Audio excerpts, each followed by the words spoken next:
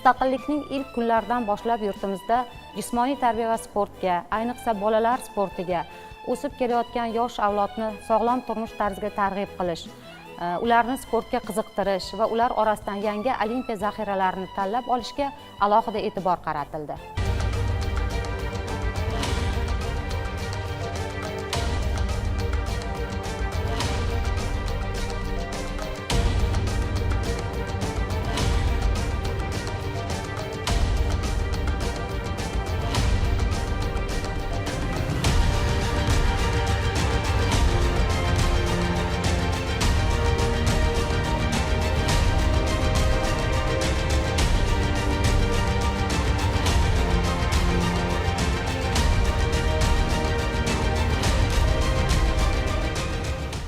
O'zbekiston Respublikasi mustaqillikka erishguniga qadar ham Olimpiya o'yinlarida ishtirok etgan.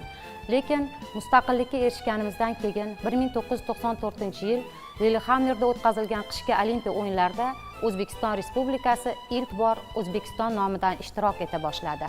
1994-yil 12-fevralda Lillehammer stadionida "Xush keldingiz O'zbekiston" xitobi yangrayotgan edi. Chunki bu Olimpiya o'yinlarida o'zbekistonlik sportchilar ilk bor Olimpiya o'yinlarida mustaqil O'zbekiston nomidan ishtirok eta boshlashgandi.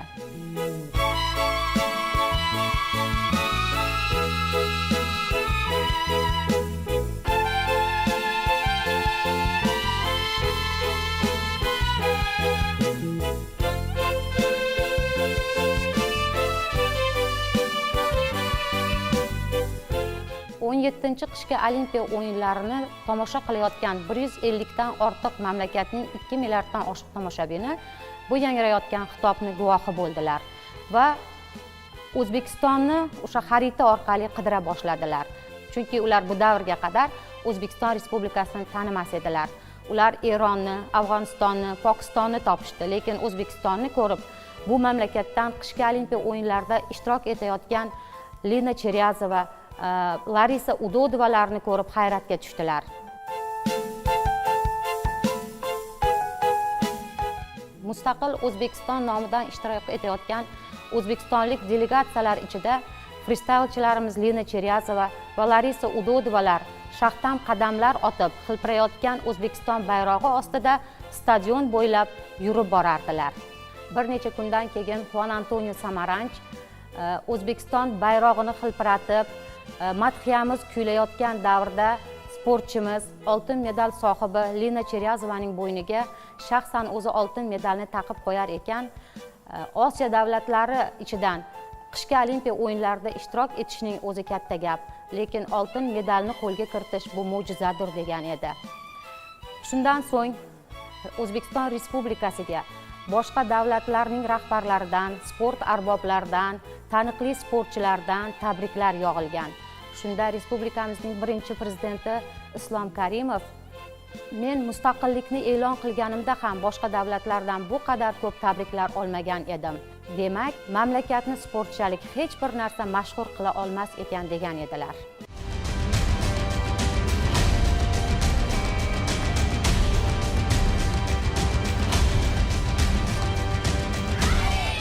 Bu oltin medal O'zbekiston sportchilariga yanada mas'uliyatni, ularni sportga qiziqishni, yanada o'zlarini o'sha jahon arenalaridagi sport o'yinlaridagi musobaqalardagi ishtiroklarini ta'minlashlariga kuch, g'ayrat bag'ishladi. Shu yildan boshlab sportga alohida e'tibor qaratdi. Ayniqsa sportchilarimizni bu Olimpiya o'yinlariga tayyorlash, ularni ishtirokini ta'minlash bo'yicha qator qarorlar imzolandi.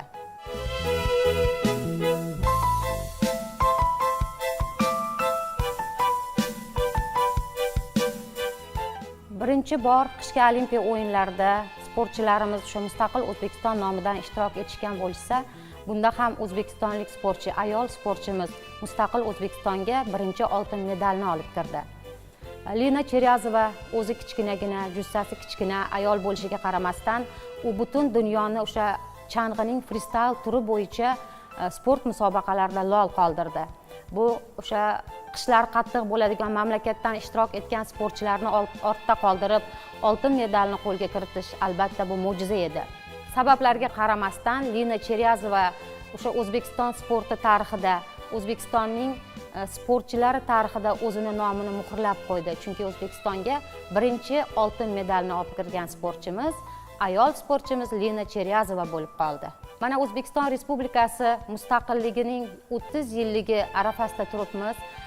30 yil ichida Lina Cheryazovaning o'sha oltin medalni qishki Olimpiya o'yinlarida hali hech kim yangilagani yo'q. Mana bu yil yana Olimpiya o'yinlari arafasida turibmiz.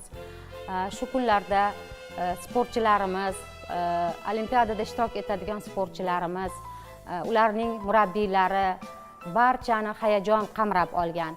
Nega desangiz, sportchilarimiz orqali o'sha dunyoda sportchilarning jahon bayrami bo'lgan Olimpiya o'yinlarida ularni shohsupaga ko'tarilishi, davlatimiz bayrog'ini hilpirashi, madhiyamizni kuylanishi, ular orqali mamlakatimizni butun dunyoga tanitilishi va albatta juda g'ururlidir.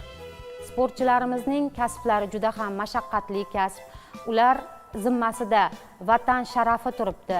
Ular o'sha o'zlarini ringga chiqishlari, qaysidir sport musobaqalaridagi ishtiroklari bilan vatanimizning sharafini himoya qilishlari, albatta O'zbekiston yoshlari o'rtasida, ular orasida o'sha vatanga bo'lgan muhabbat, millatimizga bo'lgan g'urur, iftixor tuyg'ulari albatta tarannum etiladi. Bu bilan sportchilarimiz o'sha yoshlarni sog'lom turmush tarziga, vatanga muhabbat, millatiga bo'lgan iftixorini yanada kuchaytirishga o'z hissalarini qo'shishadi.